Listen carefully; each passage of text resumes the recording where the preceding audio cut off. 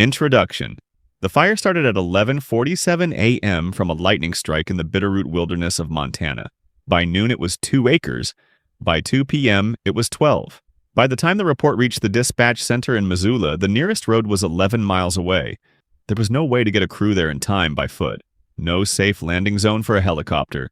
You are aboard a Forest Service Dornier aircraft, flying at an altitude of 1,500 feet above the treetops. Below you, through the jump door, the fire is a column of orange and white smoke rising out of a ridge of lodgepole pine. The spotter taps your shoulder, you stand up. The wind at altitude is 18 miles per hour. The area around the jump-off point is surrounded by 80-foot-tall trees, but you're still rushing into the fire. Because you're smoke jumpers, there are approximately 450 smoke jumpers in the entire United States. This is not your first jump. You stopped counting at 60. What you never stop doing is the calculation in the first 3 seconds of freefall. Get it wrong and you land in the canopy. Get it very wrong and the canopy catches your parachute and leaves you hanging 40 feet off the ground with a fire moving toward you through the understory. You land clean. You pack your chute. You have enough supplies to last 72 hours. The fire is a quarter-mile uphill. You start walking toward it. This is where your story begins. Level 1. Wildland Firefighter. You're 20 years old. Right now you are on an engine crew in the Okanagan-Wenatchee National Forest in Washington. Your job is to drive to fires, pull hose, and do what the engine captain tells you. The pay is $15.85 an hour. The hours are brutal. In a bad fire season, you work 14-day assignments back-to-back, with mandatory 2-day rest between them, which are not actually restful because you spend them sleeping on a cot in a base camp and listening to aircraft. You are learning fire. Not just a small fire, a real fire. How it moves through different fuel types, how it behaves on a slope, how it accelerates when the wind shifts, how it can reverse direction in under a minute, and be on top of you before the radio call is finished. Your engine captain has been fighting fire for 19 years. He doesn't explain things twice. When he says the fire's going to run upslope in the next 10 minutes and you need to move now, you move now. You don't ask why. You learn to read the same things he's reading. The color of the smoke, the sound of the crown fire in the trees above, the way the heat suddenly intensifies on one side of your face. These are not things you can be taught in a classroom. They accumulate. At the end of your first season, you have 90 days of fire experience. You need a minimum of 1 full season to apply to a Hotshot crew. You need at least 2 seasons before most smoke jumper bases will look at your application. An average firefighter candidate must have 6 to 8 years of wildland firefighting experience before being selected. With this in mind, you'll apply again next spring. Level 2. Hotshot crew member. You are 23. You made it onto a Hotshot crew. There are 107 Hotshot crews in the country. They are the elite ground force of wildland firefighting. To get here, you needed 2 full seasons of engine experience, excellent performance reviews, and the physical fitness to pass a test that washed out 3 people ahead of you in line. A Hotshot crew is 20 people.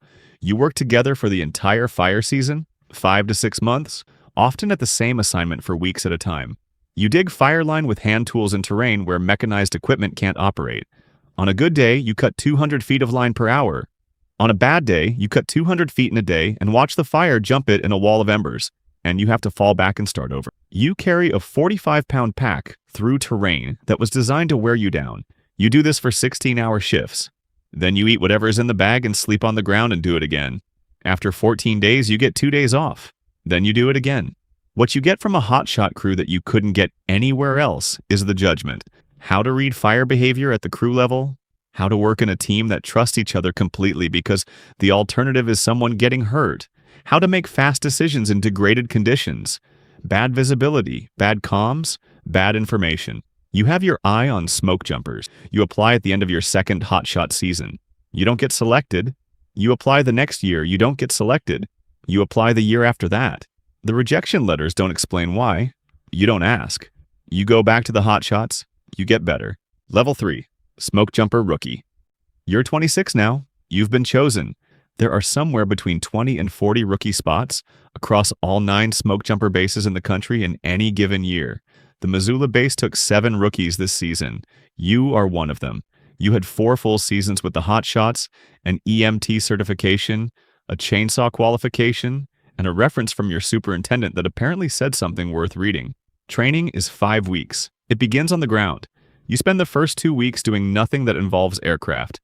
You learn to pack parachutes. Every smoke jumper must hold an FAA parachute rigger certificate, which means you are legally responsible for packing your own chute. This is not a detail. You pack it 47 times before the first jump, then the jump tower, a platform 34 feet off the ground with a zip line that simulates the opening shock and swing of a real deployment.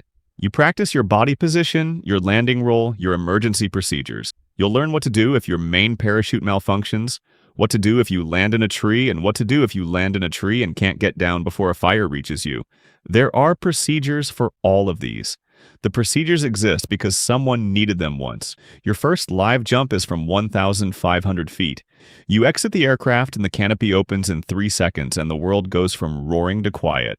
The jump spot looks enormous from the aircraft and much smaller from 1,500 feet with drift to calculate. You land in the trees on the east side, but you spend 25 minutes getting yourself and your gear down from 30 feet. You do it again the next day and the day after. By week 5, you have made your required training jumps, passed your practical evaluations, sewn your own jumpsuit, and been assigned to the jump list. You earned $35,000 for the season, plus 25% hazard pay when you're on an uncontrolled fire. Your first fire jump is a 2-person initial attack on a lightning strike in the Frank Church Wilderness of Idaho. 2 acres, high elevation, no wind, good jump spot. You and a second-year jumper named Curtis land clean. Work the fire for 11 hours and call it controlled at 2 in the morning. You pack your gear and hike out 7 miles to a dirt road. A truck picks you up at dawn. You eat a sandwich in the truck bed and fall asleep before you finish it. You have never in your life felt more completely used up or more completely satisfied. Level 4. Second-year smoke jumper. The second year is different because you know what's coming. The first year, every jump had an edge of the unknown. You had trained for it, but you hadn't fully lived it. Now you have. Now you sit in the aircraft and the calculation is automatic. Your body knows what to do. The fear doesn't disappear. What changes is that you've stopped fighting it and started using it. You return in April for the 2-week refresher.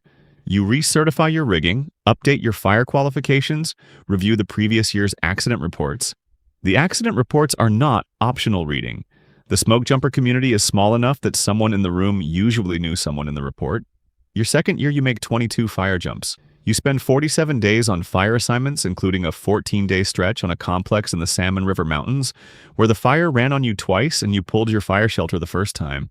You felt the heat on the back of your neck, and you hit the ground and got the shelter out, and then the fire ran a different direction, and you got up and went back to work. Between seasons, you work at a ski resort in Colorado and train every day. The off-season fitness is not negotiable. If you come back in April not ready to pass the physical test, you don't jump. This is a rule that has no exceptions and needs no enforcement, because everyone who earned a spot here earned it the hard way and has no interest in losing it. Level 5. Senior Smoke Jumper. 5 seasons. You have made 87 jumps. You are no longer counting the way you were in year 1. The number is not the point anymore. You can read a jump spot from 2,000 feet and tell you within 15 minutes of what happened to the crew that jumps it. You know which bases have the most tree landing country. Which regions in August are most likely to produce the kind of fire behavior that ends careers? This knowledge is not abstract. It is the accumulated scar tissue of 5 seasons. You are now the experienced jumper that rookies watch the way you once watched Curtis. You don't give lectures. You answer questions when asked. You do your job with the specific efficiency of someone who has made the job part of their body and doesn't need to think about the individual movements anymore. The rookies notice. They copy. This is how smoke jumper culture transmits itself, not through manuals, but through watching people who know what they're doing. You earn $48,000 for the season plus hazard pay. On a bad fire year, the overtime and hazard pay can push your total earnings well over $70,000 for 7 months of work. On a slow fire year, you make your base and feel the specific anxiety of a smoke jumper who trained all winter and spent 3 months watching the sky for smoke that isn't coming. The slow years are their own kind of hard. The job is the jump. The jump is why you're here. You can only pack so many parachutes and run so many miles before the base feels like a cage. The jumpers who last are the ones who found a way to use the slow years instead of just surviving them. Some go back to school. Some develop the fire qualifications that will eventually make them spotters or base manager. You start working on your division supervisor certification. Level 6. Smoke Jumper. Spotter. 10 seasons, 200 jumps. You no longer go out the door first. The spotter is the mission commander. You sit in the front of the aircraft with the pilot. You read the fire from altitude. You communicate with dispatch, with ground resources, with other aircraft. You make the call on how many jumpers to deploy, where to deploy them, and whether to deploy at all. The jumpers in the back trust it because they know what it costs you to make it. Being a spotter is a different job than being a jumper. The physical demand is lower. The cognitive demand is higher. You are managing a system and you are doing it from altitude with incomplete information and a time window that closes faster than you want. The decisions compound. A bad jump spot selection doesn't just injure the jumper. It puts them in the wrong position to work the fire, which changes the initial attack, which can affect whether a 5-acre fire becomes a 500-acre fire by nightfall. You have made the wrong call once. It was a jump in the Cascade Mountains late season, wind that shifted faster than the weather service predicted. 2 jumpers landed in trees on the uphill side. Both got down safely. The fire didn't threaten them. But you held the debrief yourself and you went through every decision point out loud, in front of the crew, and you said what you got wrong, and you said why. This is what the spotter does. The accountability is yours. You earn $65,000 for the season now. The permanence question becomes real at this level. Most smoke jumpers are seasonal their entire careers. A permanent full-time position requires moving into management. You have been offered a foreman slot twice. You have declined twice. The jump list is the jump list. You are not ready to stop. Level 7. Smoke Jumper Base Manager. 15 seasons. You are 41. You are done jumping. Your knees tell you whether now, the way the knees of everyone who's done this long enough eventually do. The Base Operations Manager position opened up at Missoula, and your name was already in the conversation before you applied. You took it. Now you run the oldest smoke jumper base in the country. Missoula has been operating since 1940. The traditions here are older than most careers. You manage a staff of 100 during peak season, oversee equipment maintenance and parachute rigging operations, handle hiring for the next class of rookies, coordinate with the Northern Rockies Dispatch Center, and manage a training program that has to produce people capable of parachuting into remote wilderness fires with 100 pounds of gear and operating independently for 72 hours. You hire the rookies. You read every application. You know what you're looking for because you know what the jump requires. You are looking for the people who want the work, not just the identity. The ones who are drawn to the actual job, not the story about the job. You earn $95,000 a year now. Full-time, full benefits. You are home every night. Your daughter is learning to read. You are there for most of it. This is something the 26-year-old version of you would not have predicted. On the first morning of rookie training each spring, you stand at the front of the room and tell the new class the same thing. The job will ask everything of you every time. There is no version of this where you give most of it. You give all of it every jump, or you find a different job. Half of them are not entirely sure what that means yet. They will be. Conclusion. Somewhere right now, a 20-year-old is pulling hose on a Forest Service engine crew in Montana. It's his first season. He has heard about them the way you hear about any elite unit. Secondhand, legendary, slightly unreal. He doesn't know yet about the 6 applications, or the 2-week refresher, or the fire shelter pulled on a Tuesday afternoon in the Salmon River Mountains. He just knows that somewhere above the fire, someone jumped out of a plane. He wants to be that person. The smoke rises, the aircraft circles. The cycle continues. If you'd like to learn more about dangerous and challenging professions like this, don't forget to like the video and subscribe to the channel. See you in the next video.